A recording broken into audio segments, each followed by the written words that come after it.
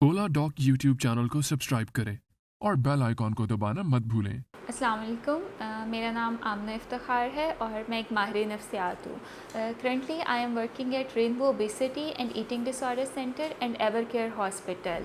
आज के इस वीडियो में हम बात करेंगे कुछ ऐसे लोग हमारे इर्द गिर्द पाए जाते हैं जो काफ़ी अरसे तक हम उनको इसी चीज़ के साथ कंसिडर कर रहे होते हैं कि शायद ये उनका एक पैटर्न है, शायद वो लोग है ही ऐसे। बट एक्चुअली वो बहुत सारे ऐसे मसाइल होते हैं जिनकी वजह से उनको हम साइकोलॉजिकल डिसऑर्डर कंसीडर करते हैं। आज हम बात करेंगे बॉर्डरलाइन पर्सनालिटी डिसऑर्डर की। पाकिस्तान के टॉप डॉक्टर्स के साथ अपॉइंटमेंट बुक करें, वो भी पेशेंट फीडबैक देखते हुए। लाखों लोगों की तरह पाकिस्तान के सबसे बड़े डॉक्टर नेटवर्क का फायदा उठाएं और आज ही ओला डॉक ऐप डाउनलोड करें। ओला डॉक, डॉक्टर का अपॉइंटमेंट आसानी से। अब बॉर्डरलाइन पर्सनालिटी डिसऑर्डर के जो लोग होते हैं, अक्सर इनको देखा गया कि उनमें इमोशनली इंस्टेबिलिटी बहुत पाई जाती है, कि वो छोटी छोटी बातों को बहुत ज़्यादा महसूस करते हैं और उनके मूड स्विंग्स होते हैं। जैसे किसी ने अगर उनकी बात नहीं सुनी तो उस पर उनका मूड ख़राब हो जाता है, दूसरे लम्हे में वो उसके साथ काफ़ी एग्रेसिव होना शुरू हो जाते हैं। छोटी छोटी बातें उनको बहुत ज़्यादा इफ़ेक्ट करना शुरू कर देती है। और अगर देखा जाए तो उनके जो रिलेशनशिप होते हैं वो बड़े इनस्टेबल होते हैं, बिकॉज़ उनकी एक्सपेक्टेशंस काफ़ी इलॉजिकल होती है और काफ़ी इंटेंस होती है।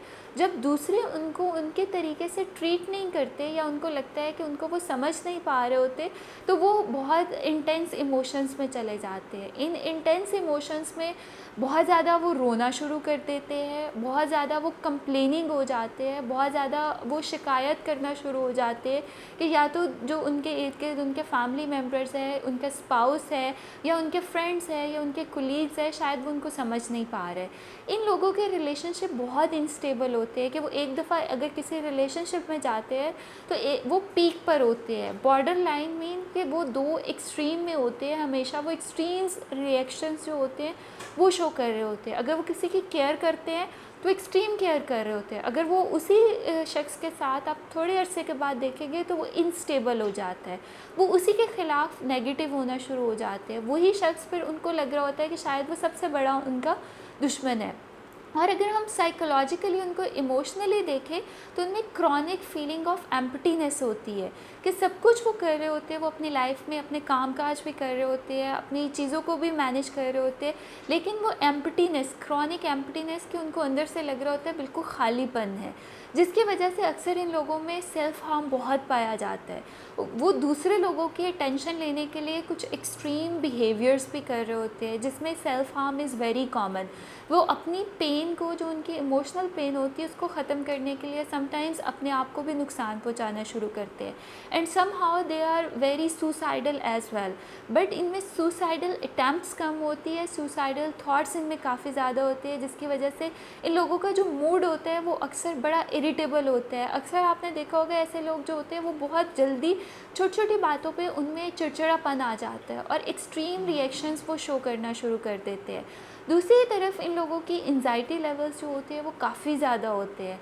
इनकी इंस्टेबिलिटी हमें ज़िंदगी के हर शोबे में नज़र आ रही है। अगर वो स्टूडेंट्स हैं तो उनकी इंस्टेबिलिटी हमें इस तरह से नज़र आएगी कि आज उन्होंने एक प्रोग्राम में अपने आप को इनरोल किया, किसी एक प्रोग्राम में दाखिला लिया, कुछ दिन कुछ अरसा वो उसमें जाएंगे और फिर वो उसका इंटरेस्ट ख़त्म हो जाता है, फिर वो उसको ड्रॉप करके किसी नए प्रोग्राम में चले जाते हैं। इसी तरह अगर इन लोगों को हम एज़ द कैरियर में अपने में देखें तो वो कैरियर में भी बड़े इंस्टेबल होते हैं। उनके लोगों के साथ जो इंटरपर्सनल रिलेशनशिप होते हैं वो बहुत इफ़ेक्ट कर रहे होते हैं। यही वजह होती है कि वो लाइफ में कहीं पर भी स्टैंड नहीं कर पाते।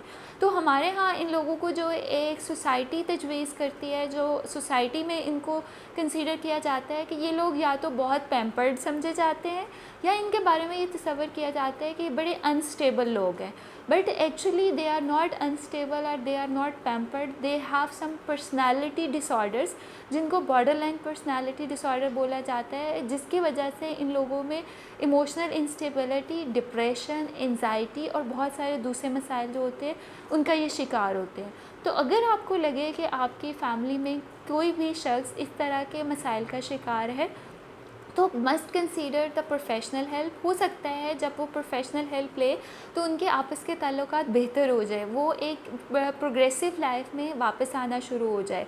तो हम इन इश्यूज़ के लिए जो थेरेपी प्रोवाइड करते हैं, जो ट्रीटमेंट प्रोवाइड करते हैं, उसमें पहले हम एक प्रॉपर कम्प्रीहेंसिव असेसमेंट करते हैं, जिससे हमें पता चलता है कि क्या ये सिर्फ पर्सनैलिटी ट्रेट्स हैं जो कुछ इन्वायरमेंटल फैक्टर्स की वजह से है, या ये इंड्यूरिंग पर्सनालिटी ट्रेट्स है जो कि किसी पर्सनालिटी डिसऑर्डर के शिकार हो सकते हैं पर्सन।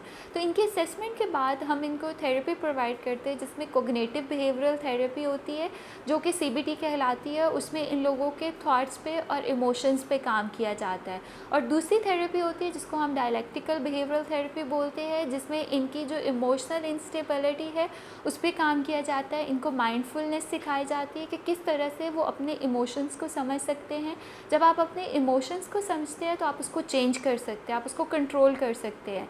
और जब आपका सेल्फ कंट्रोल बेहतर होता है, जब आपका इमोशनल कंट्रोल बेहतर होता है, तो उससे आपकी ओवरऑल जो क्वालिटी ऑफ लाइफ होती है, जो आपके परफॉर्मेंस होती है, जो आपके रिलेशनशिप्स होते हैं, वो बेहतर होना शुरू हो जाते हैं। तो अगर आपको अपॉइंटमेंट चाहिए तो आप ओला डॉग के प्लेटफॉर्म से ऑनलाइन अपॉइंटमेंट भी बुक कर सकते हैं।